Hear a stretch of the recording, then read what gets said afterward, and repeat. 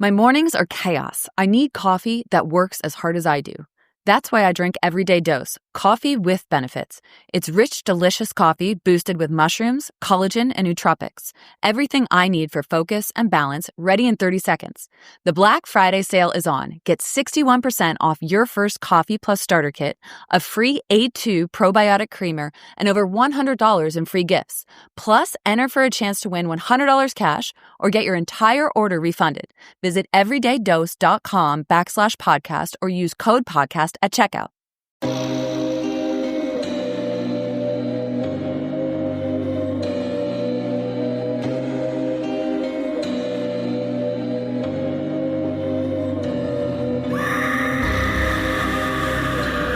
Hello, kitties.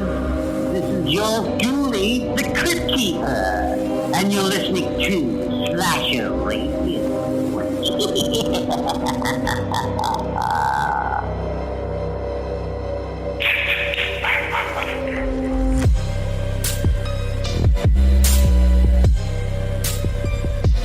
Welcome to Slasher Radio. Your host, Mikey Bones, Cat Galore, and Rob Humphrey. What's happening? Oi. Namaste. Oi! Yeah, what? Rob, start saying oi. Seriously. No, I'm not saying oi. Kind of fucked up. We're back this week. We have a Rob pick, which is always interesting. Always guaranteed 100% banger every time. Book of Shadows 2, anyone? Never missed. All Yeah. right. What about Blair Witch 2? What about that? That wasn't really a me pick. I was suggested by a bunch of takes that I read online that it was good. As far as this show is concerned, it was a you pick. Period. But other than that, All right. 100% bangers every time. Well, No questions asked ever. I wish I had the fucking Portnoy sheet open already. I fucking wish. You are lucky we have to move forward and I don't have it opened yet. The Prowler. Yeah, the Banger. Prowler was mid as shit. Banger. You know what? No, I do have it open. Let's go down Rob's picks real quick. Let's do it. We have no news this week. Yeah. We'll quickly breeze down. Well, we have a game to play. We have Rob's movie pick to get to. We have a text message to get to. We do have a bit. But I feel this is important. All right. See, the Portnoy sheet is set up where we have a list of all the movies in order that we do them. Look at Rob looking at the Portnoy sheet. Okay. That's right. I'm making sure you're not lying to people. I should also pull up the Portnoy sheet, I guess. Group meeting on air. Dope. I like it. Yeah. And there's tabs in the spreadsheet. Oh, shit, there are. You put tabs down here. Yeah, I do shit around here. And I don't just pick up rats, contrary to what people think. And so there's tabs individually for our movies. They get a little messy, but I have them set up to where there's a different shade of color for shark movies because it's like that's usually a joint effort between the two of you. So you have Zodiac in there. That one's all right. That's a banger. Okay. Invisible Man, the remake, stupid fucking suit. Absolute banger. Slasher Radio approved banger. Yeah, it's all right. The Fog. Slasher Mid. Radio approved banger. A Girl Walks Home Alone at Night. Upper mid. Slasher Radio approved banger. I'm glad you were saying that because I don't think you get to say that again. Hell of a deal. Oh, there it is. Book of Shadows, Blair Witch Project 2. Banger. You did explain that one. It is not a banger, though. Well, let's not get crazy. All right. That was a bad pick, but that was influenced by other people. All right. Stir of Echoes, mid. I don't remember picking Stir of Echoes. Did I? I think you I don't did, know. yeah. Night of the Creeps, mid. Night of the Creeps is a banger. Candyman 2, that one was good. Slasher Radio approved banger. Okay, that was the no. Then you have Jack. Did you do Jack Frost? Yeah, I think so. Okay. It was either me or you because Kat wasn't on that episode. Yeah, it wasn't me. So yeah, there you go. Jack Frost, you're welcome. Banger. Valentine, mid. Yeah, but that was a joke pick more than anything else. Still did it. 7, mid. Banger. No, it's a 5.3 is the score I gave it. That's the correct score. Yeah, but it's mid. Slasher Radio approved. You guys should be ashamed of yourselves. I'm not. The Prowler, mid. Banger. Jaws 4. Jaws 4. Banger. Yeah. Oh, banger. But All right, so Jaws 4, I did that because it was like a Greg thing. You still did it. To get it out of the way before Greg could do it. And you called it a banger. You gave it a 2.3. That Kiss movie. Kiss meets Phantom of the Park, banger. I gave it a 0. That's on you. But a banger. I don't know. God damn it. TCM 2. Banger. All right, fine. Hereditary mid. Banger. Oh, mid, yeah. Sorry. Lake Alice, that wasn't you, was it, Rob? I still contend that wasn't me, but I don't know. think that was him. Oh, it was a little bit. I think what happened there, we were looking for a Christmas movie and no one could decide, so I pulled up a list of Christmas movies and just started throwing titles out. Yeah, that was kind of a... We sort of collectively settled on Lake Alice somehow, even though I don't think any of us had seen it at the time. To be fair, I feel like going forward, you should let us know when you do that. I think he did. I did. I started saying, I'll list Christmas movies, and here's the list. We just kept like eliminating stuff one by one because there was a lot of stuff that we had seen and like a lot of stuff we had to pay for. And like it was just kind of a nightmare picking a movie that year. Yeah. All right. Well, then you had The Burning, mid. Banger. Mid. And then The Gungeon. Haunted Asylum, banger. Nah, it was all banger. Right. Then you had Tusk, followed up with I Still Know What You Did Last Summer. An absolute banger. 2 bangers in a row. Banger, banger. Well, hang on. Let's not get crazy with that second one. It's no Tusk. He's getting to the point where he can't say banger anymore either because the more he says, the weirder it gets. And also it means nothing because he applied it to I Still Know What You Did Last Summer. I Still Know What You Did Last Summer. Stone cold banger. Everybody knows it. No. Unbelievable. A so there you go. Cold banger. I only pick winners, baby. And tonight I picked a winner. Oh, hold on. Wait a minute. I never, ever have a reason to hit this button on the show, but I kind of have one now because of you. I drank a beer. What? I drank another beer. All right. That made me happy. That goes on for a long time. Yeah. Cut that one short real quick. All right. Drink roll call too. Oh, yeah. What are you guys drinking? What are you drinking? I made drink tonight that I've been thinking about having for quite a while, but was debating about which way to go with it. Ultimately, I decided to buy the stuff that I needed to make it on my own.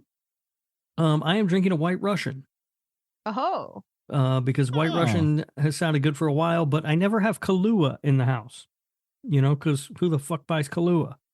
Yeah. Gross. I feel like I always have. I feel like I bought one bottle of Kahlua and now it's just always in my house. I haven't purchased a bottle of Kahlua since I was in college. You know, like who the fuck buys that? But I needed Kahlua and vodka obviously to make the drink, and I very rarely have vodka either. But I bought vodka for last week's drink, so I was like, "Well, fuck it, I'll just buy a bottle of Kahlua." I got myself some White Russians. So that's what I'm doing. Now, I did consider going another direction, Mikey, and that is Cutwater does sell White Russian in a can. Ooh. Oh. And the margarita in a can from Cutwater is 12%. The White Russian is 13%. Oh, God damn. So it is 1% stronger than the margarita. And I know that 1% doesn't sound like a lot, but it might be that 1% between life and death, to be honest with you. Yeah. Yeah, those margaritas are not fucking around. No. So I did briefly consider that, but I just couldn't get over the thought of a White Russian in a can. Like that is a little bit upsetting. Does not sound good. So I made my own White Russians, and that is what I have been drinking tonight. Okay. And how much percent you say that was? 12? The White Russian in a can is 13. The margarita is 12. All right. Fair enough. Pat, you want me to go? You want to go? I'll go. Mine's kind of anticlimactic. Mine I'm naming right now on the spot. I'm going to call it Cat's Mistake. I have some mistakes here. The drink roll call graveyard was getting a little bit out of control. And I didn't make it to the store this week, so I mixed like a bunch of just like various fruity alcohols. It's this thing has to be like half vodka. Like it's a bunch of I've somehow acquired a lot of different flavors of vodka. I've got like a lemon and a raspberry and like a cherry and a pomegranate in here. So it's like a fruit cocktail of vodka and cranberry Canada Dry from my bloodbath with a little shot of grenadine. It's strong. There you go. I can't really taste much of it, like of the flavor. It's not the grossest drink I've had on the show, but I'm scared about how I'm gonna make it through this episode. Those are the dangerous ones. Those home brews. Yeah. But I'm tired of having like a shot of vodka left in the bottom of like 6 vodka bottles. Like it's out of control. Yeah. Hold on. I got to take a picture of my drink. I thought I had one, but That's never a good sign. It's going to be fun. okay. I am drinking, and it's not, it's slightly misleading when I say it, but it's still, I think, goddamn it, the same punch it packs. I'm drinking margarita in a can. Ooh. Okay. All It's right. it's not cut water. It's not. No, that's not cut water. It's not. But I was Did you at send the Oh, I had to refresh okay. I was at the tobacco store, and they got a bunch of liquor in the back, and I was looking through what they had. I see margarita in a can. It's a tall boy too. It is a tall boy, yeah. Yeah, and this one is 10%. Rob, still pretty strong. Oh yeah, that's not bad. Yeah. I don't quite feel margarita in a can drunk yet. I made my way through about a quarter of this sumbitch. Mm-hmm. But that's the thing about margarita in a can. You think It it's all sneaks up good on and ya. well. Mm-hmm. Yeah. Now you got to be careful with margarita in a can. I was doing 2 of those every episode when I was drinking them. Too much. Yeah. My liver was going to give up soon. Yeah, and margarita in a can has become a thing on the show thanks to you, but people don't realize it, man. That shit, it's not a game. Oh, y'all thought I was playing around when I was We did, around kind of. drinking those and being all fucking drunk. Mhm. And then But you we know better. Yeah, and then you started fucking around and finding out, huh? Margarita in a can ain't no joke. No, it is not. Before we move forward, I forgot to even bring this up. I'm so mad at myself. Horror Court. Oh,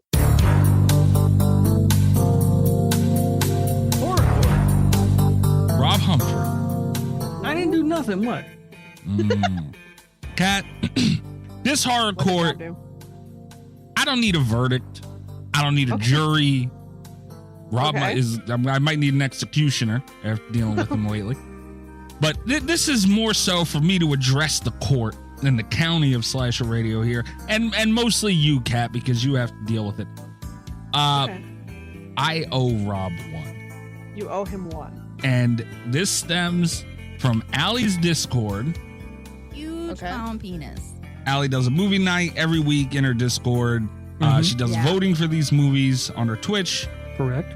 You can submit movies on Discord, and she plays the trailers on during her stream, and then people in the stream vote for what they watch in the Discord for her movie night, right? Sure. Rob has decided to get involved with that. Look Yeah. at you, finally participating, and you son of a bitch, this is how you got to do it. Rob put up Carousel 3 Mm-hmm. Yeah. for her I did. for I did. nomination for her movie night. And I don't know how familiar you are with Twitch, Kat, our listeners as well. Twitch, when you watch a channel, you can earn these things called channel points. And you can use channel points for various different things. They're pretty valuable within the channel. And you accumulate them by watching, and then you can use them for random shit. I like to use them to scare the shit out of Al. Costs about 6,000 points per pop. So Okay. you can also vote. You can add additional votes for these movies with channel points. And I said I'd be damned if I'm going to watch Carousel 3. I got a lot of Okay. points in that sumbitch. I have a feeling I know where this is going, but all right. Mhm.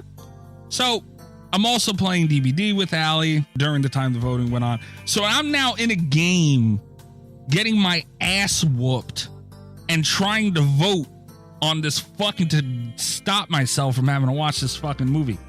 Sure. I spent 10,000 points Okay. and still lost. So I had to watch Carousel 3 because of Rob. Mikey, here's the thing is that, like, you can say that you owe Rob one if you want. I'm not entirely sure how this is Rob's fault because it sounds like there was a voting process, but that's this the is what thing. you get for gambling. I feel like you've learned an important lesson about gambling points and the failure of the, like, American democracy. So. Yes, because here is my defense.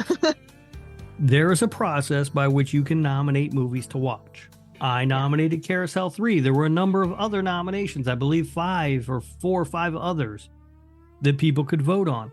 I voted, by the way, in this election one time. That was it, my one free vote. I didn't spend a single channel point to vote any extra at all, and my movie won. I don't see how that's my fault. Yeah, it is your fault. Because you put it up in the first place. That's the reason it was there. And That's how voting works. yeah, but he knew what he was doing when he did it. I was hoping to watch a good movie, a movie I hadn't seen yet that I wanted to watch with a group of friends. I thought that'd be fun. Just like the week before when I nominated Alien Shark and it won. Yeah, I had to watch that the week prior too, Kat. That was a great time for me. I believe it. 2 good movies back to back. Bangers, one might say. That's right. Bangers. Nothing but bangers. And apparently the art of torturing me travels just every fucking where I go. So yeah, it was people in there wanted to, I feel, part of it. They knew I didn't want to see the movie. I voted one time. I didn't use any of my channel points. And you know this, Mikey, because if it had been me, you would have outbid me because you have way more channel points in there than I do. Yeah, I spent the most. Allie can only see the most points spent. So that means there were multiple people contributing. There was like, I forget where it ended at, like 200 votes. She had like 25 people watching her. And each one had like 200 votes. So there was a group of people voting to piss me off in this thing. The people spoke in the election. That's the process.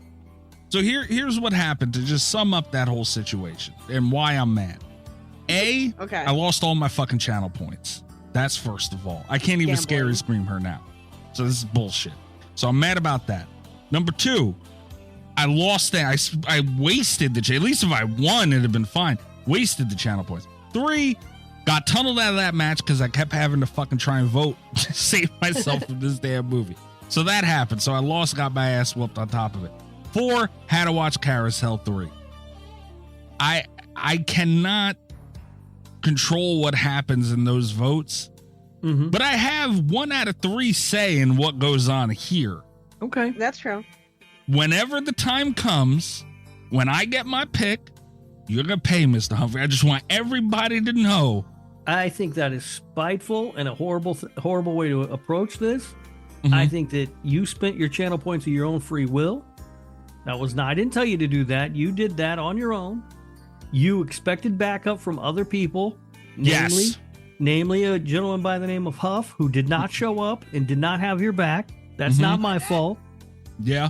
I would contend that you would have lost in that match of Dead by Daylight anyway because you're not good at the game.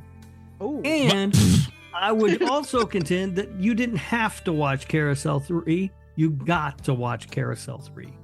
I will say that does sound like a perk. That sounds like it should have made up for the rest of the experience, honestly. Yeah, I forgot about that. I would like I'm pressing federal charges against Rob Humphrey for this one. But I would like a misdemeanor charge placed against one Huff and Puff. Oops, that's the wrong button. Oh. Yeah, that is a Huff button. Charges. It's in the Huff folder. We won't talk about it. But yeah, he didn't even help me. Like, dude, he didn't want to watch it either. He bitched the whole movie like I did. He hates the stupid shark movies. Like, me and him we view them the same. He didn't even help me. If I had one other person, it'd have been fine. So that's where it sounds like your beef lies. Not with me, but with Huff. Yeah, but he had a point because I bitched at him about it. At least he showed up. That's another thing, Kat. It was only me, Rob, Allie, and Huff watching the fucking movie. So whoever voted for it didn't even come watch the fucking thing. Again, I can't control that. So at least Huff showed up. I'll give him that. He might have went to get orange juice for about 20, 25 minutes, but he showed up. Yep. Now, I have also started to make amends. I've already nominated a movie for next week, and it's a banger. You did? Mm-hmm. Uh-oh. Let me see this shit here. Ouija Shark 2? What are you trying to do to me, man? If you haven't seen Ouija Shark, you might want to watch it so you're not lost when we watch Ouija Shark 2. Kat, that's bullshit he said when Carousel 3 won. Guess who didn't watch Carousel 2? Well, no wonder you didn't like it. Yeah, and you were lost and complaining about Carousel 3 the entire time because you didn't understand what was going on because you didn't watch Carousel 2. And it's Carousel the Second, by the way. We got to say the title right. I don't care. Mikey, I feel like you should be sentenced to watch Carousel 2. That ain't happening. Unless forced to by The Omen. And that might be a week where I sit and pull a Rob and go, I'm not watching that. But okay. I would recommend watching Ouija Shark just so you're prepared for Ouija Shark 2. And I feel like Rob isn't going to like what I have to say at the end here, but we just like you can't control how democracy works. We can't stop you from using your pick for revenge. That's a standard practice on the show. That is true. I thought we had steered away from it, but it has. I thought so too. There's a history here. I would like to point out, though, that on my last birthday pick, I was very nice to us. That's true. You were very, very nice to us. And Mikey chose violence with his birthday pick, and I had a chance, because every year I get a chance with my birthday pick. And this year, even though Mikey chose violence, I said, you know what? I'm going to pick something fun, something we'll all enjoy. And we appreciated it. But he left out the part where he couldn't find, he was upset that Kiss Meets the Phantom of the Park 2 wasn't real. So let's not it's real. It's just a comic book, and I thought you'd throw a bitch fit if I said we had to do a comic book. Yeah, we had to throw a bitch fit about that. Absolutely. But yeah, it might be. It is. It might be wrong. It is mean, vindictive, all those things you said. But we can't stop you. I'm coming out and saying it, and I'm letting you guys know. Just know that's not going to make Allie's movie nights any more enjoyable for you. That's another thing, Kat. Yeah, he's saying all this shit. He was nice here. He was nice there. You were nice here. You're finding loopholes around it, though, you son of a bitch. And I see what you're doing. Again, it's a voting process. Yeah. Pissing me off is very popular. In case you haven't noticed that. What, you ever stop and reflect, Mikey? Look at yourself in the mirror and wonder what's happening? I do stop and reflect on why it happens to me quite often. Not quite the way you put it, but thought crosses my mind. But yeah, just wanted to let everybody know, let everyone listening know it's coming. I don't know when, but God damn it, it's coming. It might hopefully soon. You know, if it's up to me, this won't be a long wait. But I just want everyone to know I'm waiting, picking my spot. Well, pick the movie for next week. Okay, next week. I'm okay with that if Kat is. I'm okay with that also. I do want to remind you to aim your revenge very precisely because you still haven't seen Mother, and I also have picks coming up. But that's fine. That's fine. This one, I already know what I'm going to do. All right. And Kat, you're not going to be that mad. This is one, usually when we do things like this, there's splash damage. I was gonna say that's the part that scares me about going down this road because very often there is splash damage. Yeah, there is. I might have made you guys watch Jason Goes to Hell and didn't watch the movie. Yeah. That wasn't very nice to Kat. I understand. No. Yeah, there was splash damage there. But this one, Kat, I want to assure you, it's not going to be that bad for you. All right. Yeah. All right. I mean, I feel like. And I'd be okay if it was. There would be consequences. I feel like I'm getting the brunt of this when I'm also getting the brunt of how you treated Chris to make him so mad. Oh, I don't think we should be talking about that, Rob. Dirty bastard. Yeah, very eventful.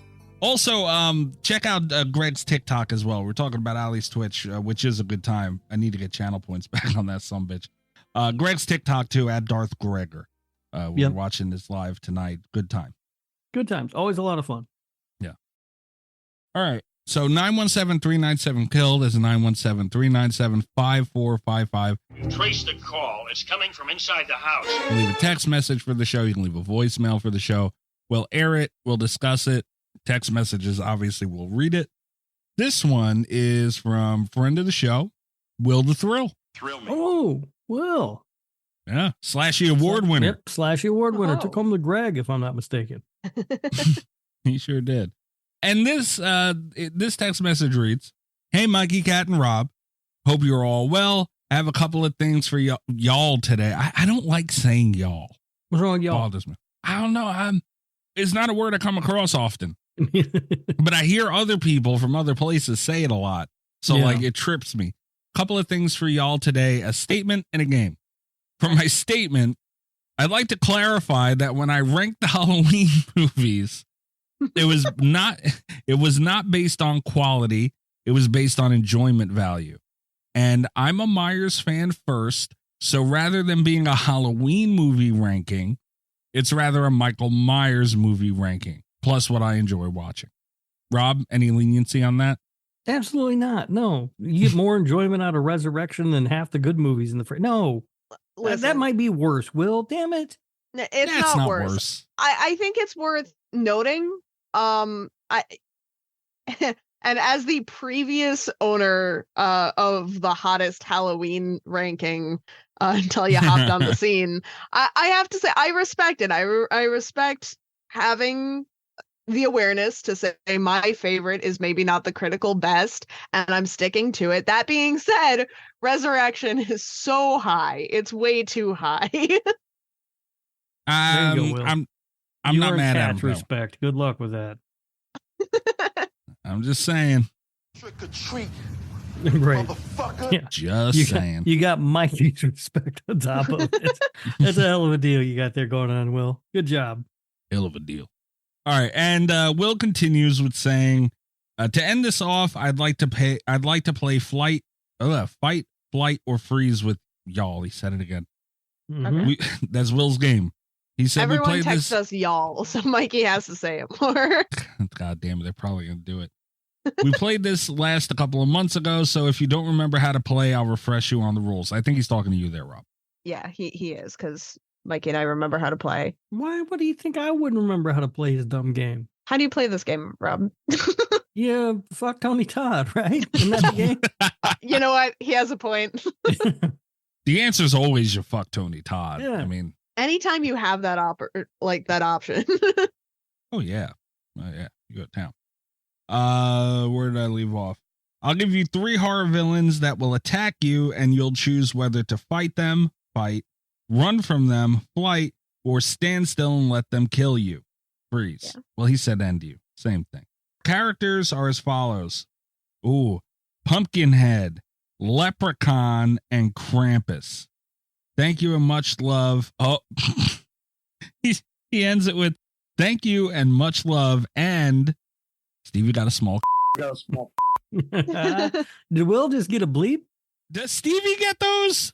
Oh yeah, does that count as a Will bleep or a Stevie bleep or a Mikey bleep? Because he's the one that had to say it on the show. No. Yeah, that might be Mikey. No, you made me. Allie got a bleep when she wasn't even on the damn show last time, and you gave that one to Allie, so you can't give that one to me. All right. Fair enough. We set a standard here. That's Will's. Okay. You didn't have to say it, but you know. Yeah, but it was Oh. funny for me to say it. Wait a minute. So that means I can just do this. Allie. Wow, Allie, Racking come up on. the shame Wow. on you. Jesus, Allison. Calm down. Huge clown penis. All right. That's a does anyone want to go first with Will's thing? That's a tough. What I've already forgotten. 2 of the killers. I'm gonna fuck the leprechaun. Okay, there's Pumpkinhead, Leprechaun, Mhm. and who's our third one? Krampus. Yep. Krampus. Okay, so they're all holiday things. Okay, I'm just gonna go ahead and say it. See, I don't know if I could do it. I was gonna say I'd let Leprechaun kill me, like out of respect. You know what? Yeah, I would. All right. Yeah, because he's gonna be hard to get away from, man. He's got magic. Mm. I don't what the other know. one- I feel like I could fight him. Yeah, that's the thing. Here's the deal. I'm fighting Leprechaun. Yeah, he's the Are only you? one that I have any Yes. interest in fighting. I'm not gonna fight Krampus. It's easy to fight Leprechaun. You just put your hand on his head and hold him away from you. And he could just swing away until he tires himself out. But that's not how that would go. And then I'm going to run from Krampus because he was slow and old as shit. Well, the thing about Krampus is that you really only have to run one day, like, out of the year, right? Like, Krampus is... So, that being said, you have to run in the snow. I'm not about that life. Pumpkinhead can, like, fly and shit. I feel like I let Pumpkinhead kill me. Pumpkinhead I let kill me. Because I'm not getting away from him and I'm not fighting him. I like my odds fighting Leprechaun more than I do anybody else. I'm not getting away from Pumpkinhead. So I'll just let him kill me. I'll run from Krampus. Even if it's in the snow, he is slow as shit. Isn't it that famous scene, though, where they knock his head off and he's dead? All you got to do is get that pumpkin off his shoulders and you're good. I'll fight Pumpkinhead. I'll run from Krampus because the one night, you got to survive one night. And I'll let Leprechaun kill me because whether you guys like it or not, he'll kill the shit out of you. Who are you going to fuck, Mikey? You. That's it. I don't know. Tony Candyman's not in this one. I'm fucking Tony Todd. Yeah. All right. Just write that down everywhere. Tough one, but he's a good looking man. I'll rub wieners with him. Stop saying rub wieners. What the fuck is wrong with you? That was fun though, Will. Thank you. Will, also, by the way, Thrill me. Next time you do this, give us yours too, man. Yeah, we're curious to if there was an intended answer. Yeah, I don't care what you think, Will. Wow. All right. Cat on Discord, Will was playing this dinosaur game. Yeah. And me and Rob were watching it, and like this, he was a form of pterodactyl, and that thing had no ass whatsoever. He was playing as a T-Rex, got his ass killed by some little fucking dinosaur too. Shit was crazy. He got fucked up. He couldn't catch that little fucker. That shit was funny as hell. Will's yelling right now, saying he was lagging. He was, but you still got your ass whooped. Yeah. That was a fun game. I liked watching that game. I would never in a million years play that game, but it was fun watching Will play it. It was. He tried to fuck a bunch of things too, remember? He did, yeah. He was trying to fuck stuff. I feel like that's how you go around life. Weird fucking dinosaur game, to be honest with you. It was. My mornings are chaos. I need coffee that works as hard as I do. That's why I drink Everyday Dose, coffee with benefits. It's rich, delicious coffee boosted with mushrooms, collagen, and nootropics. Everything I need for focus and balance, ready in 30 seconds. The Black Friday sale is on. Get 61% off your first coffee plus starter kit, a free A2 probiotic creamer, and over $100 in free gifts. Plus, enter for a chance to win $100 cash or get your entire order refunded. Visit everydaydose.com/podcast or use code podcast at checkout.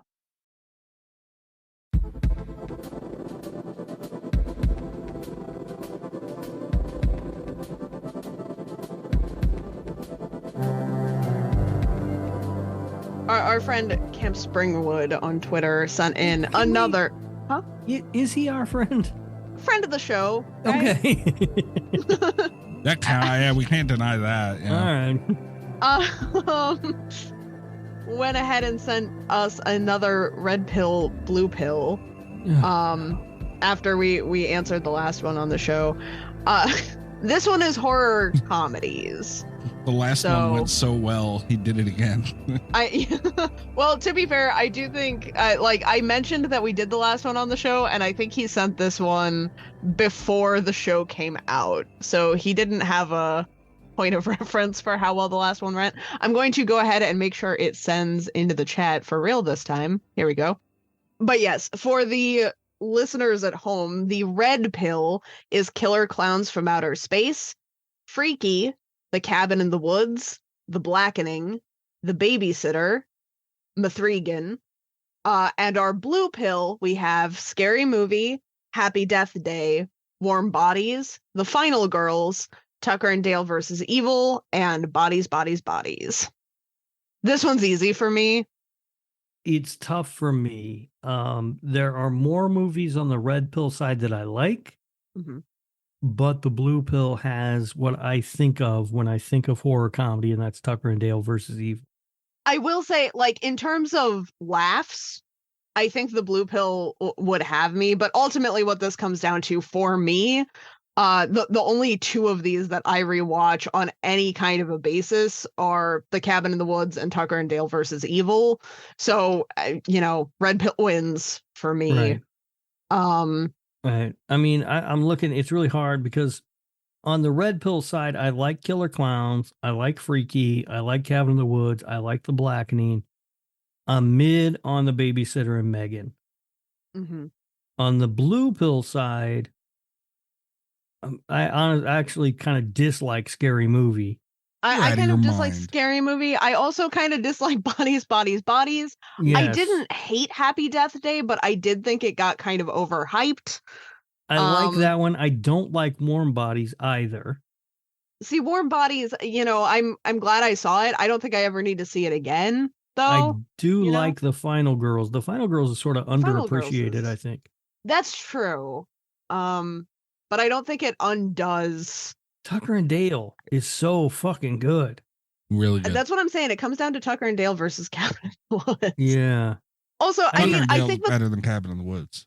I think the quality on the red side is just, I think it's a little bit higher because I think that's the thing. Again, we run into where I'm hung up on really one movie. Like if that was anything other than Tucker and Dale versus Evil, it would easily be the Red Pill for me.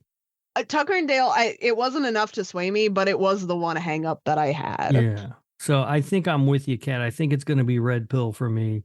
Mikey makes me nervous because he's a wild card. He also really likes Scary Movie, which honestly doesn't belong on here. It's not a horror comedy. It's just a comedy. There's nothing scary about that fucking movie. It's a joke. It's like Dracula dead and loving it. That's not a fucking horror movie. What's scary about Killer Clowns from Outer Space? They're killer clowns from outer space, dude. That's frightening. Yeah. That's like a real horror premise. Scary Movie is like, it's a horror themed comedy movie. Yeah, but it's still a horror. Look, if you guys are going to count those fucking shark movies as horror movies, come on, man. No, the difference is that's a horror premise. They had Ghostface killing people. What do you mean? The Wayans brothers were not interested in making anything that resembled a horror movie in Scary Movie. That is a comedy. Tucker and Dale is just as much of a comedy as Scary Movie. No, that's get not the fuck. true. That's a ridiculous statement. No, it's not. That's absolutely absurd. ridiculous. The real crime about this also is that because when I think of horror comedy, I think of Shaun of the Dead, and it's crazy to me it's not on either of these. That is kind of silly, yeah. I'm going to say that it's like the Season of the Witch, where it would have been just like too powerful. Yeah, that is kind of an oversight, but you're right. Maybe that's it. But yeah, when I think of horror comedy, the first movie that comes to mind for me is Tucker and Dale versus Evil. But yeah, Shaun of the Dead is a really good one too. It's weird that it's not on here. Killer Clowns is what's tripping me out. I really don't want to lose that, but I love Scary Movie. I love Tucker and Dale versus Evil. Happy Death Day was good. The Final Girls was good too. I really don't like Bodies. And Warm Bodies, I don't know if I've ever seen that. The other side really just has Killer Clowns for me. Got Cabin in the Woods too, Mikey. Yeah, that's what I said. The other side just has Killer Clowns for me. Come on, Freaky is good. Freaky's all right. And it's got your boy Vince Vaughn in it. Yeah. I will say, I think Freaky got a little bit overhyped, but when you put it right next to Happy Death Day, it's like Freaky's looking pretty good. I like Happy Death Day. Like I do like Happy Death Day, but I do think Freaky's a better movie. The Blackening, I really liked that. I thought that was really good. Blackening was fun.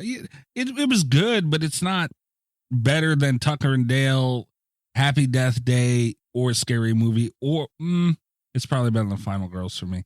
No, you and I are so different. I'm going blue, man. It's not better than Final Girls, but it's certainly better than Scary Movie. Oh, 100% it's better than Scary Movie. I haven't seen it yet, but the bar's low. It's better than Bodies. With how quoted of a movie Scary Movie is, you guys are insane. It's quoted because it's a comedy and it's funny. There are a lot of funny lines in it because it's a comedy. Tucker and Dale is also a comedy. It's not. No, it's a horror comedy. Two very different. The whole premise of it being a horror movie is not real, made fun of, and in the audience's face the whole movie. It's not a horror movie. I mean, it's got gore, but that's it. There's nothing. There are no elements of a horror movie in Scary Movie. Everything is played for a laugh. Every single thing. But Scary Movie has blood too. I mean, it has not as much gore as Tucker and Dale, sure, but people die in that movie. They cut a girl's head off. It's not even the gore from Tucker and Dale versus Evil. Tucker and Dale versus Evil has genuinely inventive and cool kills. It has suspense. It does a lot of visual. It has suspense. It does a lot of visual homages to the horror genre that you don't get in something like Scary Movie. The killer's Ghostface. What do you mean? The killer is not Ghostface. The killer is Dopeface with It's fucking still smile Ghostface. mask. No. Yes. And there's actual legitimate social commentary in Tucker and Dale versus Evil. We're not talking about comedy or quality though. We're talking about whether or not it's a horror movie. It counts. If Scary Movie is a horror movie, then Dracula Dead and Loving It is a horror movie. And it's not. Because it's the exact same kind of humor, and at least it features Dracula. So how is Sharks of the Corn a horror movie and Scary Movie's not? Because Sharks of the Corn is a horror premise and Scary Movie isn't. Scary Movie is a movie about a murderer going around killing people. It's literally making fun of Scream, and I know that's we did the thing. last It's summer. making fun of Scream. Like, it's a movie that's framed to make fun of Scream. Sharks of the Corn, you don't have to like it. You don't have to think it's good, but it's a movie about sharks killing people. Like, it's not it. Right. That's what we're doing there. They're the same thing. They're making It's not fun the same of. thing. It's a comedy with a killer killing people. The same thing. Scary Movie counts. Rob, help me. I can't, because there's no winning this argument. He's ridiculous with this. Scary Movie is not a horror movie in any way, shape, or form. It is a comedy horror movie. 100%. It's a comedy. Yes, You're right. yeah. It's a comedy that makes fun of the premises of many horror movies.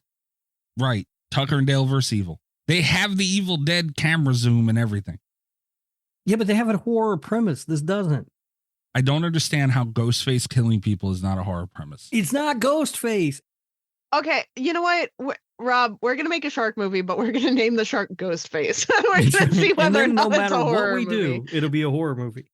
We're gonna have him bone people up and be like, and make dumb jokes, and we're gonna see. And furthermore, even if I were to concede that it was a horror movie, it's not funny.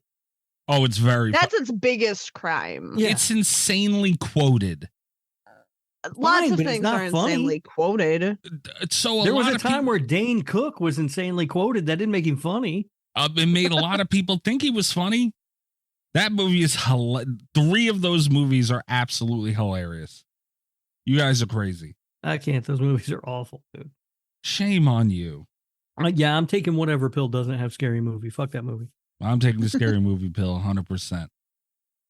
We got to do Scary Movie one day. I'm going to make you sit through it one fucking If we day. do Scary Movie, then we can do Barbie. Oh, Oh, yeah. that actually is a fair trade. No, Barbie is more of a horror movie than Scary Movie. Does because Barbie have Ghostface? It has a horror premise. This is what I've been saying.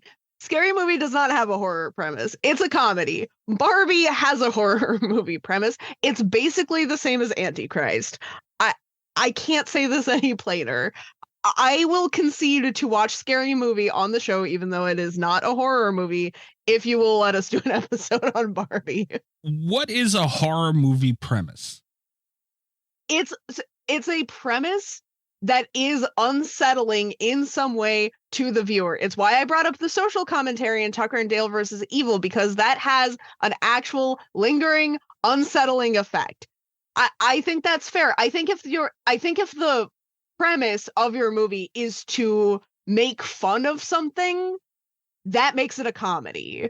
Like, which is and I don't even want to call it an issue with Scary Movie. I think it's what makes Scary Movie a more effective comedy in the comedy genre, because its premise is making fun of as many horror movies as possible. Like that checks out, but it's not, you're not watching it going like, ah, yes, I really believe the premise about this killer, you know? Like it's a spoof. It's silly. So then how is Santa Jaws, Sharks of the Corn, nothing in that is unsettling, nothing in it is scary. It's just a pure stupid movie that you laugh at more than anything. That's what Scary Movie is. I don't think that's true though, because those have stories. Like they're silly. And Santa Jaws, I would argue maybe is a little bit more comedic, like, which we didn't know until we had seen it. But at least with Santa Jaws, like that one, you can tell that as stupid as the plot was, it was plot first. Like its main objective was not to just make fun of existing shark movies. If we could watch shark movies, we could watch Scary Movie. I'm just saying. At least I laugh at Scary Movie. Oh, Hey. God, how? Budweiser made a whole commercial over that shit. They redid the Was Up thing after that movie. No. That movie redid the Budweiser commercial. What's Up? Budweiser commercials existed before Scary Movie. Right, and then they were did another parodying one. The commercials in the movie, because that's what they do. They parody stuff. They don't even come up with their own ideas for jokes. They just took stuff from popular culture and put it in there. But then they redid the fucking commercial after that movie because it was so good. Shame on you guys. That should be our next watch along on Discord. Or at least one of, maybe not our next one. That should be one of them. I guarantee if we get people in there, they will laugh their asses off. All right. I don't doubt that. I'm fine with that. I don't mind doing that, but I'm still not going to call it a horror movie. Yeah, it's not a horror movie. Just to round out the pills thing, because last week we went ahead and we rounded out with Greg's pill. Once again, Rob and I are on the side with Greg. Yeah. Greg, so you're proud of that. On, Greg. You know what? After last week, yes. And for Friend the of third show, time, Greg. Mikey is the odd one out making insane decisions. So I'm the one not siding with Greg. I can live with that. I'm pretty good. I'm proud of myself, but that's good decisions. I'm proud of me. All right. You guys want to take a quick break? Oh, fuck. Do I got to hit my goddamn button? yes, please hit the button. Bitch. Get the fuck out of here! You! Go ahead, go back to turning tricks in Hoboken, you pain in the ass! And where are my balls? This is the Gabagooli Mystery Corner, where our listeners anonymously send in Italian memes, make fun of me for being Italian. I don't understand why. Memes go up on Patreon. We try and describe them on the show. All extra, anything we really discuss in length, image-wise, goes up on Patreon. So just so everybody knows, patreon.com/Slasher Radio. Oh, Jesus Christ. I was going to say, I thought we banned feet from this thing. What happened? This one technically isn't a foot thing. Yeah, that's fair. Technically, there's no feet there. Yeah. At first glance, I was upset. This one's stupid. You say that about all of them. Yeah, you do say that about all of them. They're all stupid, except for one. This one is some guy's like legs and like you see calf down and right around like midpoint of the ankle, it turns into a hand instead of a foot. And it's the capiche hands instead of feet. And it says how Italian people walk, getting out of hand and feet. What? That's the part that makes it for me, is the getting out of hand and feet. Now, I'm curious though. You said all of them are stupid except for one. Was that the one that was your lunch from Wednesday? No, that was ridiculous and then absurd is what that was. We know it was ridiculous. That's why we sent it. That's right. Why would he send us this? Because I wanted to show you guys my joy. Excuse me. God damn. Was it the Italian battleship? No, you sent that to me randomly the other night. I did. I love the Italian. I did. I sent it. I said, never forget. Son of a bitch. No, it was the chicken dance thing. Because that one was realistic. Now, the Italian battleship's still the best one, in my opinion. Fucking hate that thing. It's a pizza just floating over a small wave. Not even a big pizza. It's a little personal fucking pepperoni pizza. Yeah, no, this is ridiculous. Like, whoever keeps it, I got to figure out a way to get somebody to hack into Cat's phone and just delete that folder. Well, the good news is we've got to be almost to the end of this. Yeah. What do you mean? We've only got 57 weeks left. See, that's just over a year. You can do this. It doesn't seem to move, though, is the thing. You know? All right. Yeah, I don't like this one. This one's not good. Again, at least it wasn't real feet, I guess. No, the foot stuff I can't do. Yeah, the thumbnail made it look like feet. I didn't like that. All right. We're going to take a real quick break, and we'll be back with this week's pick, with this Rob pick, which is usually scary. Banger. House of the Devil.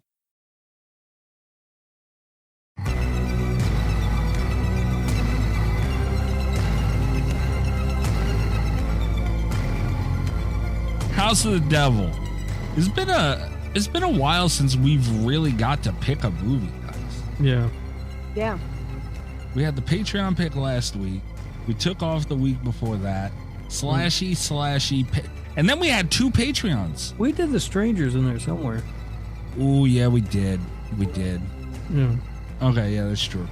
All right, well, what made you pick this one, Rob? Because at least the Strangers had like there was a reason that we picked that when we did. Like, it was talked about. This one's out of nowhere. What made you? I had asked I think twice what movie anybody wanted to do. Nobody said anything in our group chat. Mm-hmm. So then I went to my list of movies that I've selected for the show and went, which one would I like to watch this week? And I landed at the House of the Devil. Because you brought this up a lot. So then I said, hey, let's watch this one, and nobody objected, so we did it. No, I was actually looking forward to watching this one. Yeah, I mean, it's a Ty West movie. Ty West is a director that we've talked about a lot on the show recently with X and Pearl and the upcoming MaxXxine. Mm-hmm. And this is, I don't know if this is his first movie because he did the Cabin Fever sequel, which came out the same year. This was not his first movie. So, but this one I know he wrote and directed. And I know that he tried to have his name removed from the Cabin Fever sequel. That's Smart a ballsy man. move. Yeah. Yeah, he I looked into that also because Ty West, he wasn't looked at when this movie came out in 2009 the way he's looked at now after X and all these other things that he's done. He did something called The Wicked. That's a short. He did Prey, which is also a short. Did a movie called The Roost. Then it was Trigger Man, and then another short, and then he got House of the Devil. Okay. This was I haven't heard of the other movies. This was the first Ty West movie that I saw. And this had some buzz about it in the horror community when it came out. I remember hearing a lot about it, and I was really impressed with it when I watched it. So this was sort of my introduction to Ty West. And I've seen every one of his movies since, except for In the Valley of Violence, which is a Western he did. And I just don't like Westerns, so I didn't fucking watch it. Yeah. And I've liked all of them to varying degrees. But, obviously X and Pearl are 2 amazing movies. So he's a director a lot of people are talking about these days. So I thought it'd be fun to go back and look at this movie. This was also my introduction into Ty West, except for because it was the first movie that I'd ever seen of his. I did not register who he was. And I think you, Rob, were actually the one that reminded me because I was like, I think maybe X is my first Ty West movie. And then we were talking about this and it's like, oh yeah, I did see that. Yeah. I was impressed enough with this movie that I took note of who made it and was actively looking for his next film, which I think was The Innkeepers, if I'm not mistaken, which I also really liked. And then he did the cult movie. I don't remember the name of that one. It's basically Jonestown. And then he was kind of gone from horror for a while. Like he did that Western movie that I said. He did some television too. And then he came back with X. Part of the television he did too was the Scream series and also the Exorcist series. Yeah. Which I don't know if you guys ever watched the Exorcist series, but it was really good. No, I keep thinking I'm going to go watch it, but I have such a tough time I feel like horror series are just they feel like more of a commitment They do. than a horror Yeah. movie. It's And once I'm watching them, like I don't mind, but it's hard to sell me on one. It is. It's the same thing with me. It's hard for me to sit down and watch and commit to watching a series. But I did The Exorcist. I think it's 2 seasons. I think it only got 2 seasons. And they're both really good. I did enjoy that show. So that's kind of how this movie made it on the list. And then when I was looking through the list of movies that I thought of that might be fun to talk about on the show, that was the one that stood out to me. It's one I'd like to watch this week. So that's how we got here. All right. This is my first time watching it. Oh, really? Yeah. Quick sum up of it. I like this movie a lot for about an hour and change. And I don't know. I feel like they had this is a rare moment where I'm going to say the movie should have been longer. Really? Okay. I don't know if I've ever said that on this show. I was extremely interested to see what you would think of it, Mikey, because you're notoriously not a fan of slow burns, and this is a pretty fucking slow burn. It is, but one of my first notes on this thing, it would be nice if I had them open. Well, okay, my first note was Ty West knows how to set a goddamn mood, dude. Mm-hmm. Oh my God, yeah. Yeah, like this felt like the 80s. And you know, there were a couple spots where it didn't, sure. But just the camera, the cinematography, everything about it, it screamed older movie.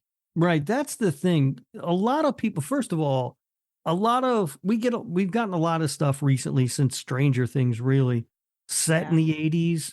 Mm-hmm. And it's always, whenever people set stuff in the 80s, they always have like a lot of neon and flashy stuff. And I always feel like, oh, that's people who didn't really live through the 80s, because the 80s were pretty bland and beige. Yeah, like it's this weird millennial romanticizing of the 80s that we see a lot in movies. There's a lot of, I guess, movies and media and stuff from the 80s where there's a lot of flashy neon colors and stuff.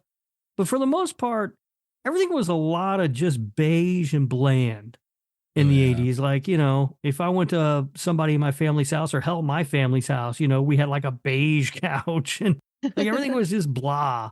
And he really hits that in this movie. But I do think that more than just it being a movie set in the 80s, this is a movie that looks like it was made in the 80s. Like if I walked in halfway through this movie and didn't know what it was, and you asked me what year it came out, I'd be like, I don't know, 1984. You know, like it looks like it was made in the 80s.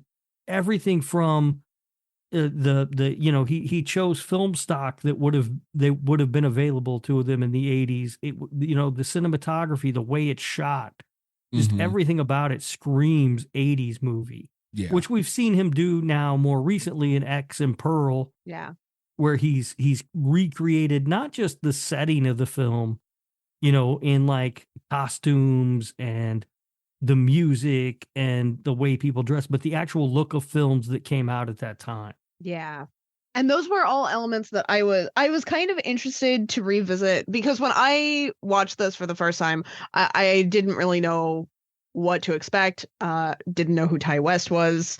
I didn't even care that much about like what time period this was supposed to be emulating. You know, I was like, oh, it's a horror movie, I'm gonna watch it. You know, I think it was pretty much my entire thought process there.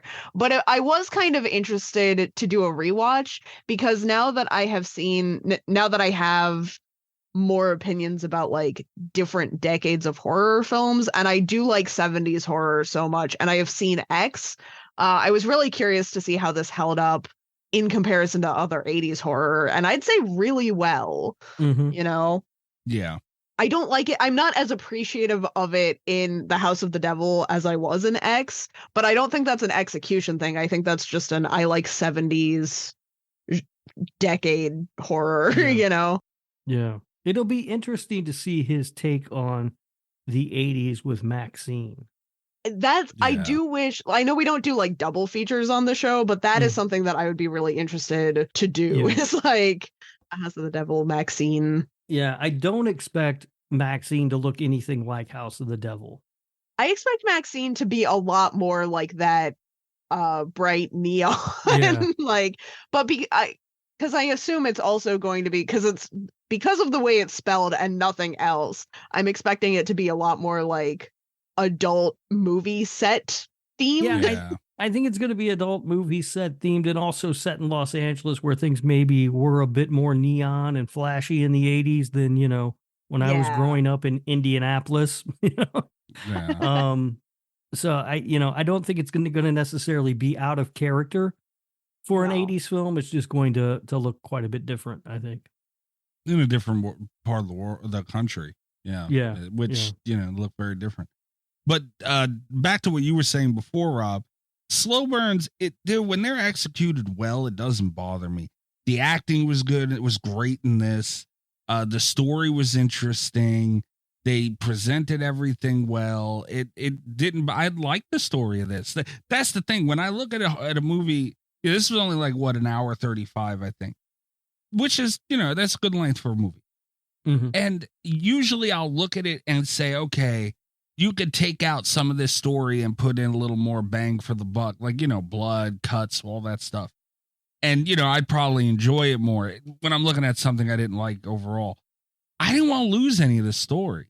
I think that one thing that this does well that maybe a lot of slow burns lack is even though there's nothing happening on screen at any given time, there's not anybody being attacked or any of that sort of thing happening, there is an ominous feeling the entire movie. Yes. This movie is scary. Like, it makes me uncomfortable to watch it. Right. Like, you're watching it and you feel that something's not right. You're not sure what that something is, but it's not right.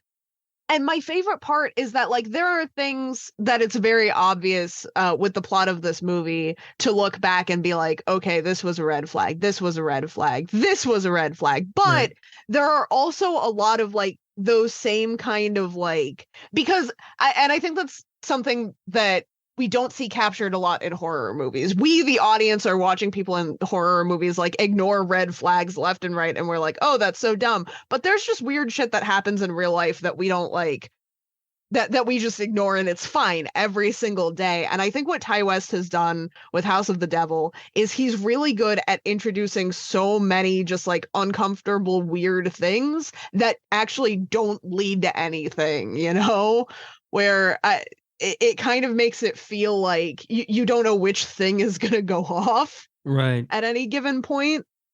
And I think a really good example, like Dee Wallace at the beginning of this, especially because it's like the opening of the movie, she's got to get money together for this house, and the realtor is just like really nice about it. And it's like, you don't see that real often. And even though it's a nice gesture, it's not like welcoming and like, oh, come into this house, like, we'll waive the fee for you. It's just one of those, like, it's a nice gesture, but is it too nice? Like, is this going to be a problem later?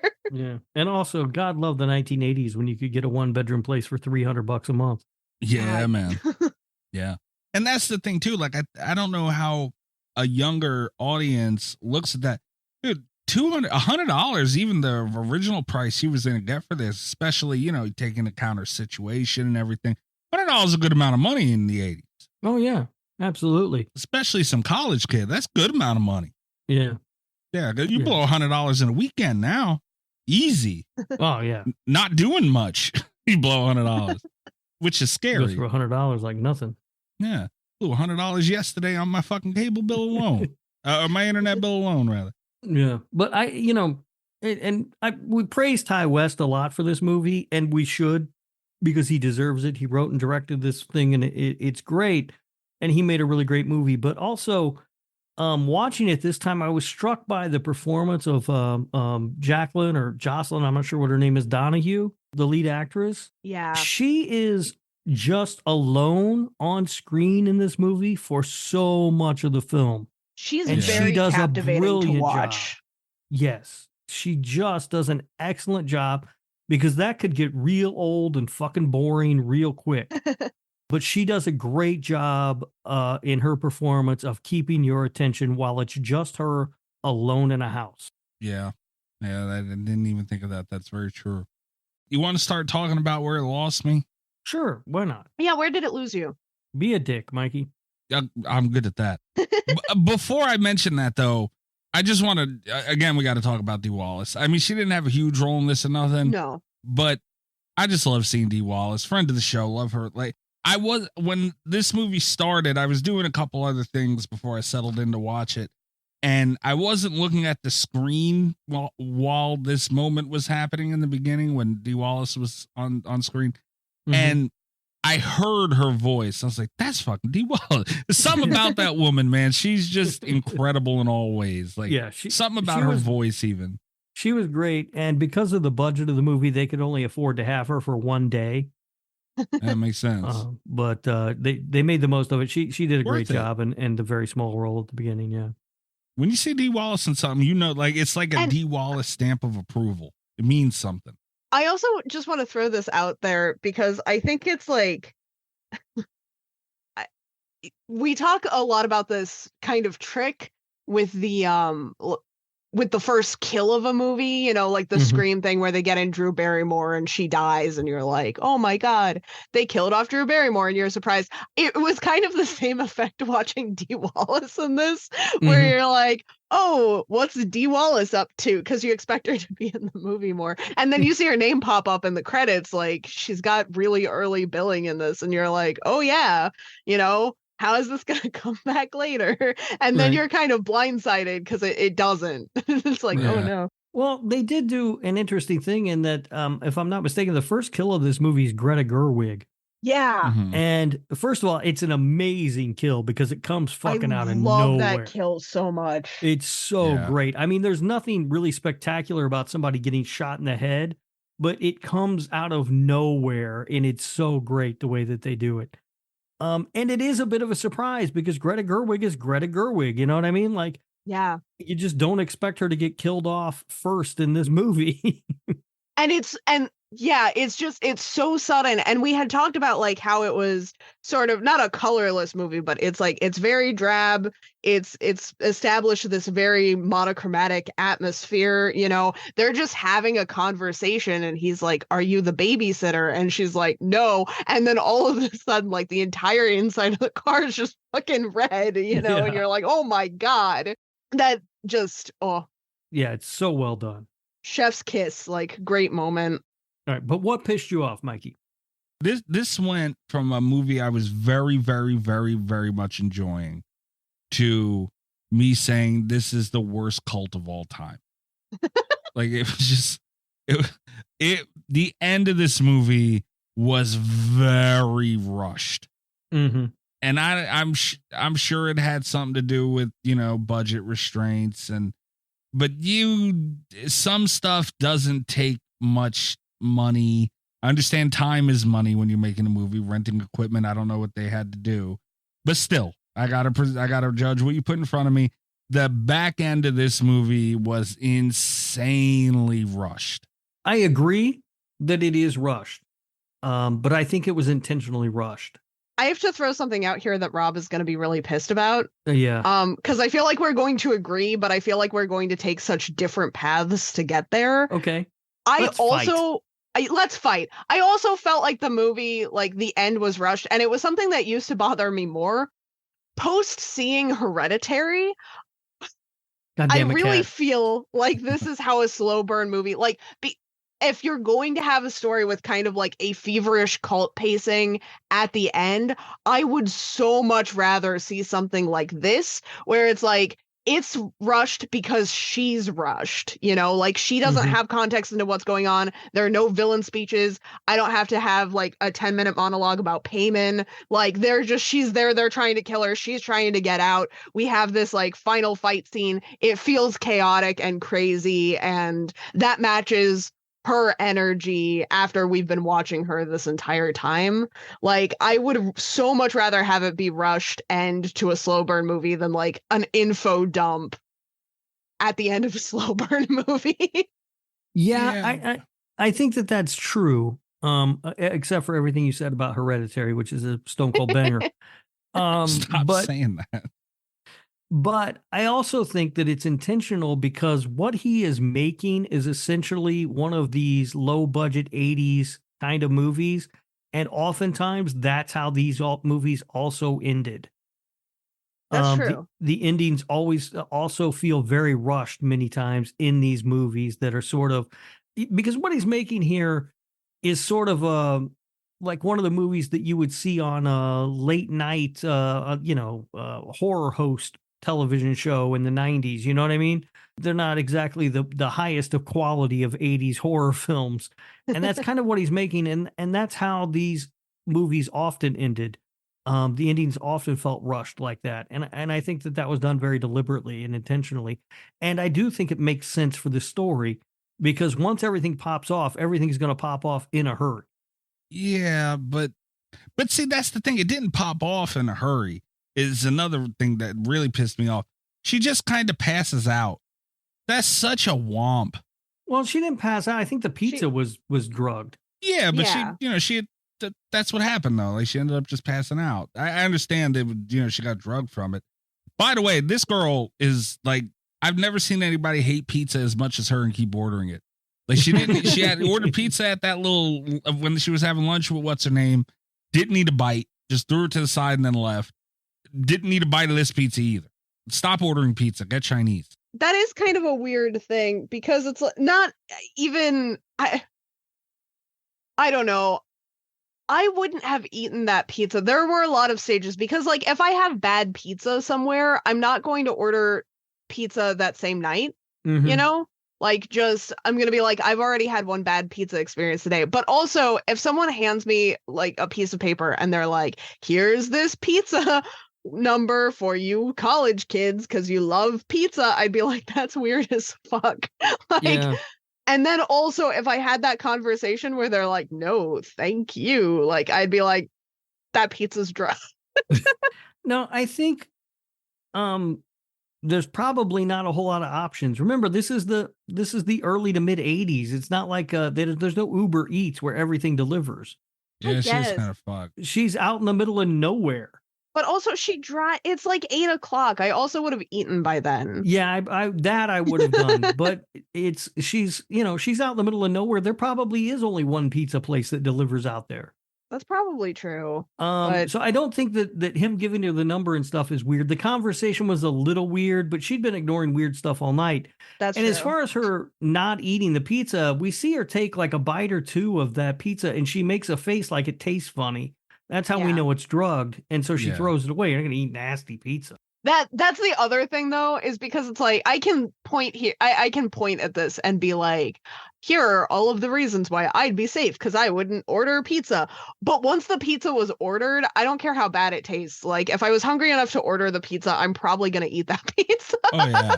Yeah, I would I'd be power dead. through too. Remember, I ate a whole tub of bad watermelon one time. I mean, We remember It's- that bill came due, and we remember. I'm just saying that it does kind of make sense for the Yeah. movie in that context. And there are a lot of weird conversations in this movie, and I think that's the tough part that as a viewer we kind of have to get past is how she keeps brushing it all off. And the the conversation with the pizza guy is one of those because it is awkward. But she also has like an awkward exchange with the wife and an awkward exchange with the guy who's hiring her. That's true. And she looks past all of those. So, and I think it's kind of a situation where you're like, well, all right, well, that was weird, but whatever. You know what I mean? How many times Yeah. are you willing to in one night say, well, that was weird, but whatever? Yeah, and she held the pizza box flat up against Yeah. her chest, and She did hold it weird. Yeah. fucking Christ. But no, it was just a womp for me. I'm like, really? That like you got this cool chase, and she's putting up a fight, and she just passes out. I don't know. That was just like the beginning of that was the downfall for me. And I thought that was a womp, and then she just wakes up in this satanic, summoning circle thing. And how the fuck does she get out of it? Yeah. I mean, I guess it looked like she just pulled her arms loose somehow. Worst I cult don't of know. all time. They had her both hands, both feet tied up, and she just gets out. It's a terrible cult. I mean, it's two old people. One one guy who looks like he might be hillbilly strong, and then some sort of, I don't know. I don't even know if that was supposed to be an old person or a creature or what the fuck that thing was. So yeah, it's a bad cult. My cult would be much better. I'm not talking about you, a cult. But that was the thing in the 80s, man. The whole satanic cult thing. Like, I wish they would have built it up to, be a real big threatening thing. And it was kind of a womp. Like, I thought it was going to be a whole, because they had it planned out pretty well. Like, they killed the friend and it was slick. It was brutal. You're like, oh man, these guys aren't fucking around. And then the girl that they tie up to offer to whatever, to Satan, just slips her hands out and feet, both of them, 4 items out of rope. I think that, I get what you're saying. Like, I think it would have been more, impressive had it been like a bigger cult or whatever, but also at some point she's not getting away then. You know what I mean? Yeah, that's the corner you're in. Yeah. Yeah. And also, like, I would rather, again, this just comes down to preference of things that are going to bother me in a movie. I would rather see it be a plot point that our final girl escapes from like a poorly tied thing than see a movie. Mikey's gonna get mad at me too. I'm just not making friends this episode. Then see a movie like Joyride, where she very clearly could have gotten out of that damn chair and chooses not to. Like, I still don't see how she could have. I don't understand that still to this day. That drove me crazy. She was tied and taped to a chair. She was much more concealed than this girl. But I mean, just she's surrounded by these people, and she just gets up and starts stabbing it. Like, being surrounded by the people doesn't bother me. Again, it's an ancient old woman, 2 other old people, and 1 hillbilly strong dude. I mean, I could have kicked this cult's ass, I think. Not that hillbilly dude. A logistical problem that isn't covered very often in movies. I think it's got to be a lot harder to keep someone captive for a satanic ritual than it is to just shoot someone in the head. Like, you can say, oh, they're not messing around because the friend got shot. And it's true, they're not messing around. But like, it's a shot in the head. It's one and done. Like, they're not getting away. It really only takes tying up a person wrong one time for you to know, that you can't do that. But also, they had failed a lot of these things before, and I doubt it was because the girl escaped the ropes and started stabbing people, Yeah, it might have been. Like, presentation, though, as a viewer, it just looks like these guys are fucking badasses, Look what he did. Goddamn. Like, yeah, it didn't take much, but what we see on screen, it was good. It was effective. It was plotted. It was, everything a cult should be.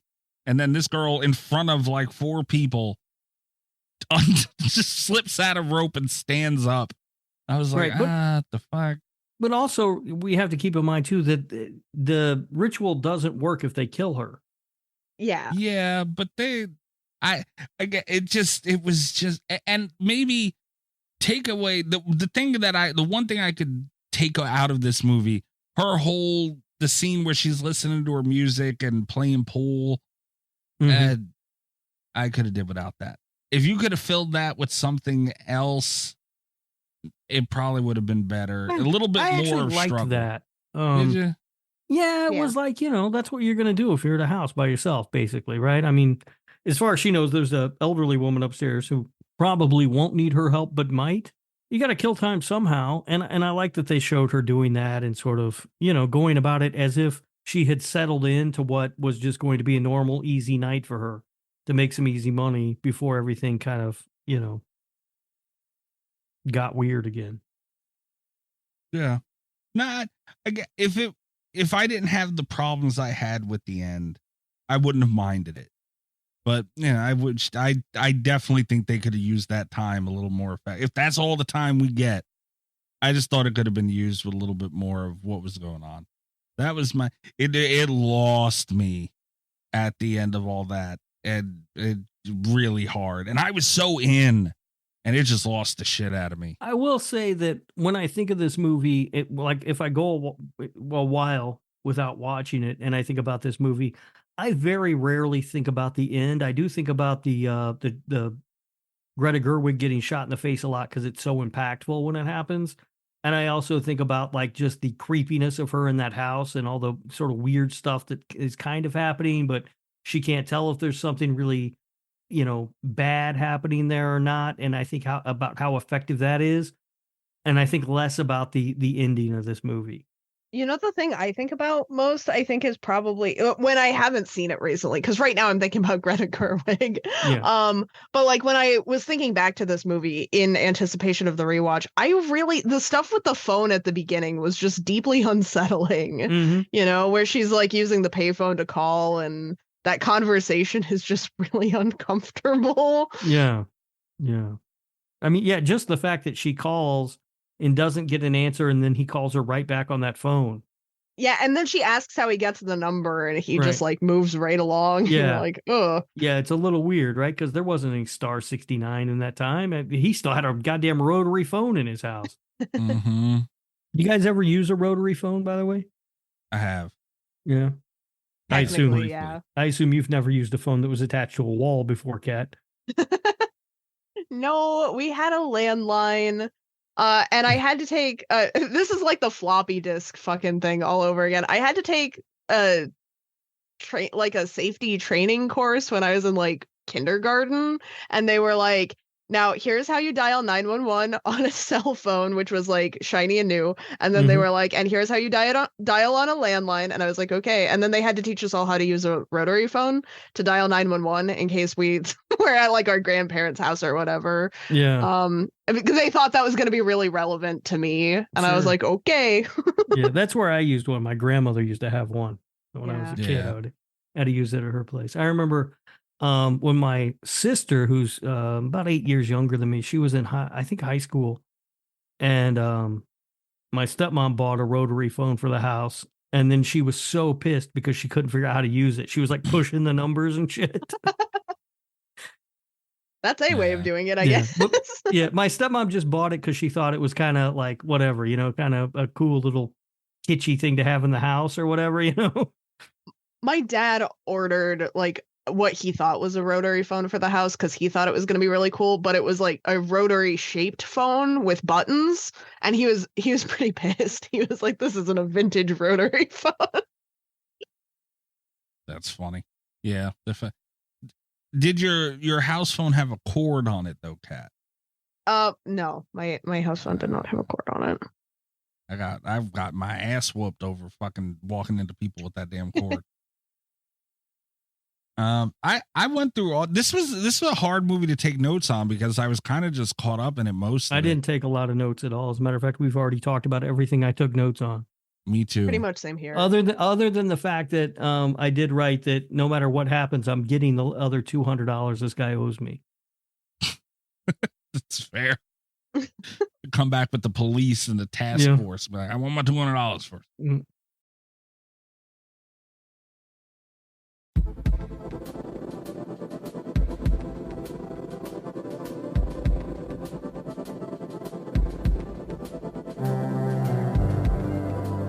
All right, so you guys want to get into reviews and facts and stuff? Yeah. Hell of a deal. So one thing that I learned really quick about this, looking up information for it, critics liked this movie a lot more than audiences did, and that it's not the like largest disparity we've had, but it comes up a lot.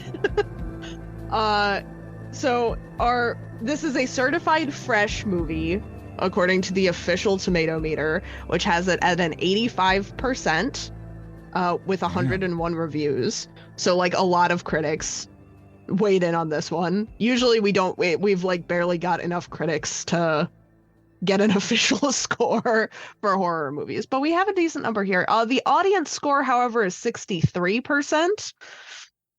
Okay. Which is pretty much exactly reflected on IMDb. We have a 6.3 out of 10 on the reviews. And the reviews, I don't always summarize the reviews, but all of the people that loved it pretty much covered the things that we covered. They were like, hey, Ty West is great. This felt like a real 80s movie. great slow burn horror, good performances, great cinematography. And that was pretty much it. The people that hated it all felt like nothing happened. Mm-hmm. And that was just like, so it was very common to see those kinds of one end of the spectrum or the other. Yeah, I mean, that doesn't surprise me. I think a movie like this is going to get that kind of reaction.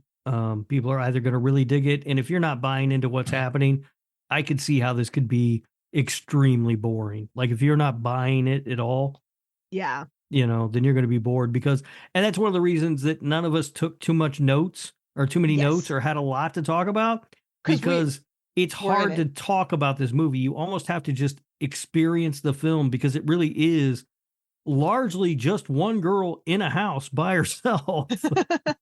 Yeah. So the reviews that I pulled, I did end up pulling a 1-star review. The 10-star reviews were all very long and like well nuanced and well spoken, and things that I was pretty sure we were going to cover, which we did. But I did pull a 1-star review that was interesting.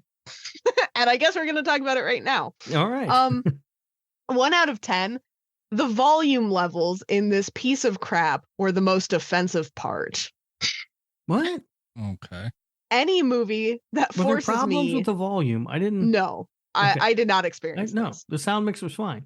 But I will say, I think maybe the person... I'm hoping, because otherwise this is really offensive. I'm hoping that the person that wrote this has autism, and that's going to come up in a minute. Okay. So I think it might have been like a sensory issue, maybe. I could see that, because when the phone rings, it is loud, but that's on purpose. It's not really a mistake. It's supposed to make you kind of jump. Yeah. So any movie that forces me to turn the volume down to 2 or 3 out of 100 for songs, telephone rings, or doorbell sounds gets an automatic fuck you from me. If you or anyone you know has autism, hit them in the temple with a baseball bat. It will be less painful than this movie, and certainly much less a waste of their time.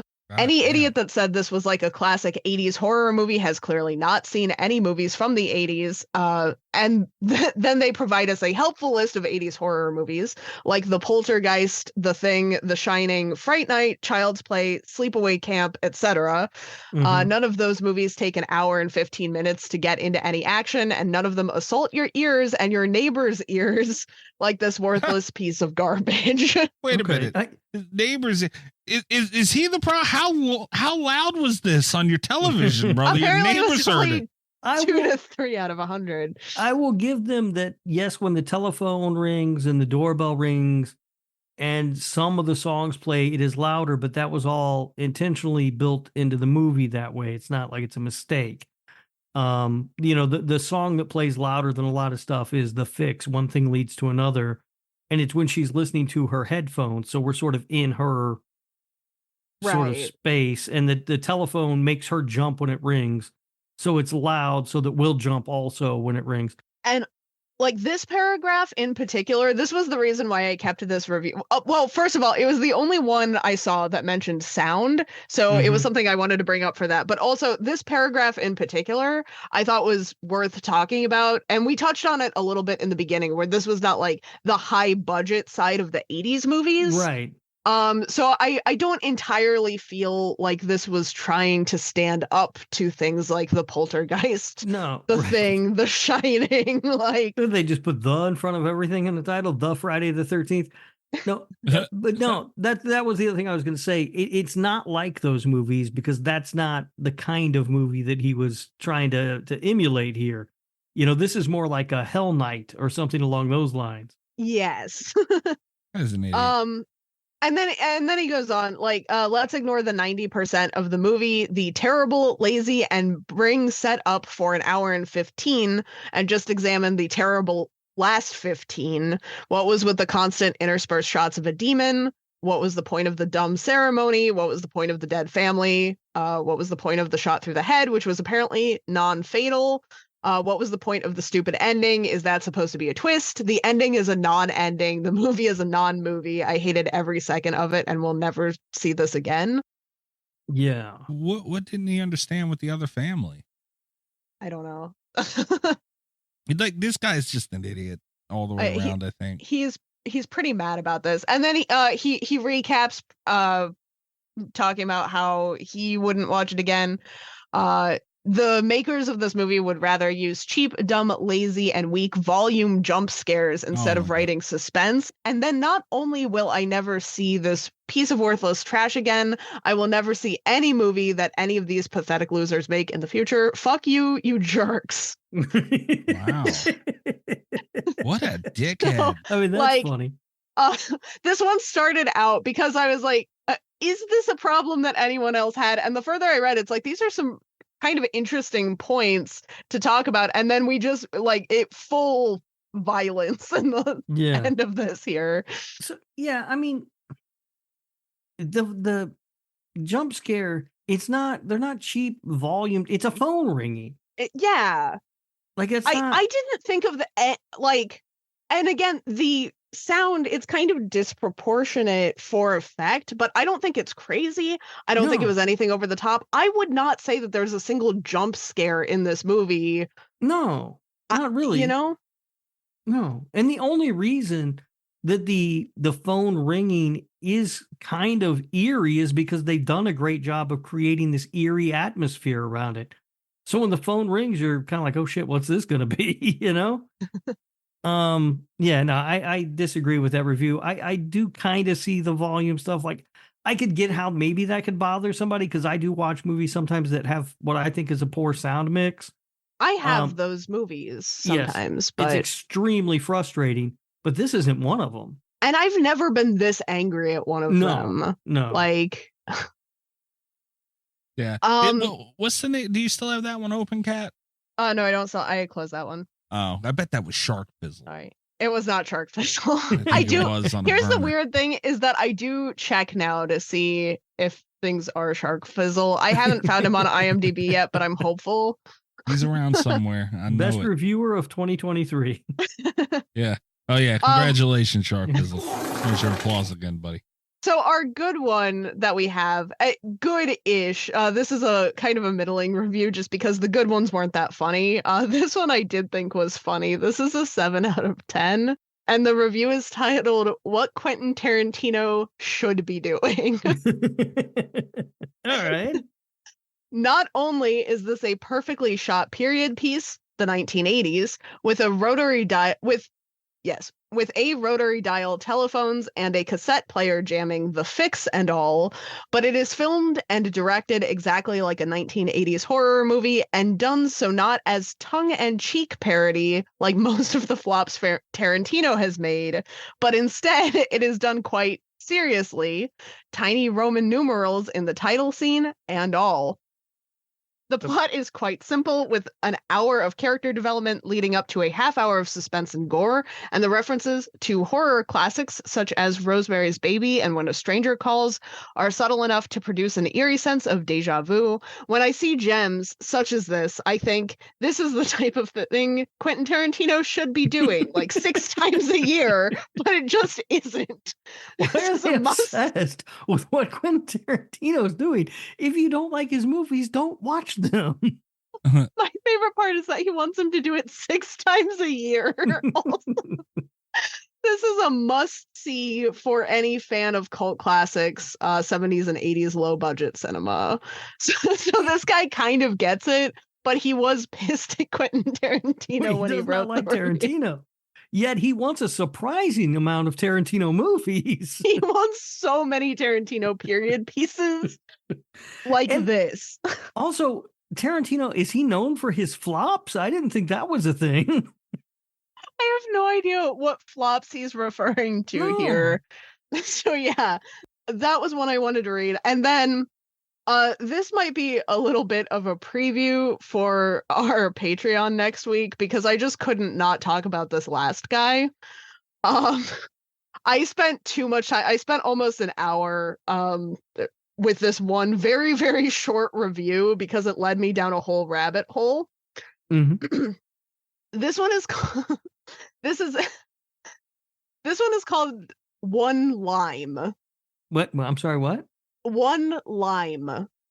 Lime. Okay. Okay. It's a 3 out of 10 star review for The House of the Devil. One Lime. Pretentious indulgence and a waste of time.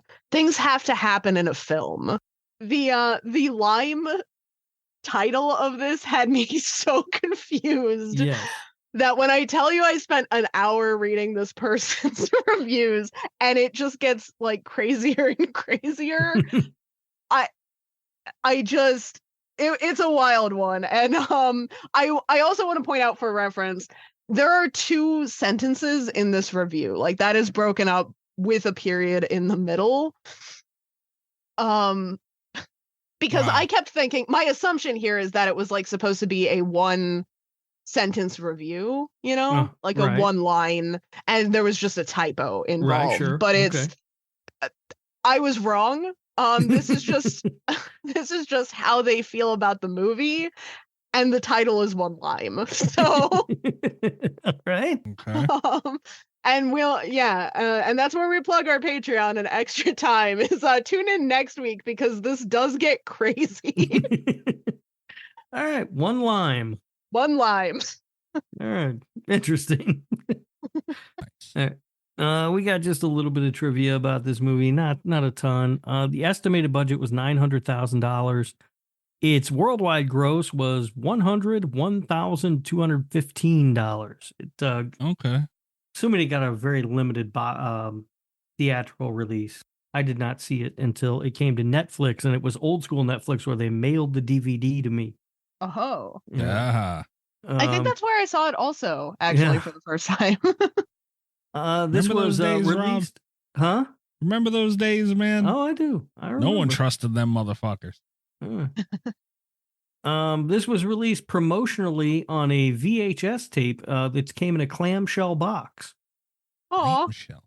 Yeah. Wow. Kind of cool to have one of those. Yeah. The house that this was filmed in was infested with ladybugs. You can actually see some of them in some of the shots. Ooh. Most of the crew were locally sourced in Connecticut, where the film was shot. That was in order to help keep costs down to under $1 million. Mm. Jocelyn Donahue did her own choreography for the dance scene. Oh. Yeah. So I don't know, like they say she did tell. her own choreography. Do you think she planned that out, or did she just dance around and they followed her with a camera? I think The she latter. just danced around and they followed her with the camera. Yeah, they're like, no matter what you do, just make sure your ass knocks that vase over at the end. When Samantha orders a pizza, the pizza guy asks if she wants a pizza with extra anchovies. That's a nod to the Patrick Dempsey comedy Loverboy from 1989. Yeah. Oh. Have you guys seen that movie? No. Yeah, No, it's, and I'm also most places don't even sell anchovy pizza. I don't know why the fuck anybody would have eaten that in the first place. That's gross. Yeah, I don't know either. But in that movie, Patrick Dempsey was a gigolo who worked at a pizza place. So his clients, the ladies, would call up and order a large pizza with extra anchovies, and then he knew that he had to deliver that pizza so he could, service his clients when he was there. That's a smart thing to do because ain't nobody. Yeah, because no one's going to order it with extra anchovies for. Was that the premise of the movie? Someone just really likes anchovies. It might be. That shows up. Unless he runs into the one lady who really likes anchovies, pulls his dick out on the pizza box, and he goes to jail. The Coke cups that were featured in the pizza place near the beginning of the film were purchased off of eBay. That makes sense. Yeah. And finally, the name of the couple, the Ullmans, is in reference to The Shining. In that film, Mr. Ullman is the hotel manager who hires Jack Nicholson's character and then tells him the unsavory background about the hotel. It's similar to Mr. Ullman in House of the Devil. He hires Samantha, lures her out to a remote location, and only then does he sort of tell her the true nature of the babysitting job. I see. Yes. So that is it. That's all we have for trivia for this. There was not a ton. Okay. Time to score this bad boy. All Rob, right. do you have your Portnoy prepared? I do. Would you like to go first? Because I have a number I'm sitting at, but I can be swayed one way or another. All right. Yeah, I think that Ty West made a low budget 1980s horror film here. Pretty much everything about it is spot on for the era that he was trying to recreate. I think Jocelyn Donahue gave an amazing performance where she carries this entire film through that performance, where it's just her largely throughout this movie by herself in a house. I think that they do a great job of creating an extremely creepy and unsettling atmosphere throughout the entire film. I gave it an 8.2. God Oh. damn. We are close. We are really, really close. Okay, you want to go next, Scott, or you want me to go? Yeah, I'll go next. I have a number Okay. ready. I actually had a slightly lower number ready when I wrote my notes, and I wasn't feeling like really confident about it. So I checked previous Portnoys coming into the episode, and I felt strongly like my enjoyment of The House of the Devil was in between two movies that ended up with the same Portnoy score, which is crazy to me because it's like I feel like these maybe shouldn't have gotten the same score from me, but they did. I felt like this was directly in between the two of them. So we're just going to go ahead and stick with it. And I ended up giving this an 8.1. Wow. Yeah. All right. From a 7.9. So it was like, it was already very close to the number that I wrote down. It's not like there was a crazy jump, you know? All right. Well, I'm lower than you guys. That makes sense. The score I'm sitting at, it's a 6.9. It's not quite a 7 to me. And that's because of the end of the movie, man. I was so in, and this was a high 7 all day until the point that I had mentioned earlier. It's a shame that it's a shame that this movie got the last 25 minutes that it got.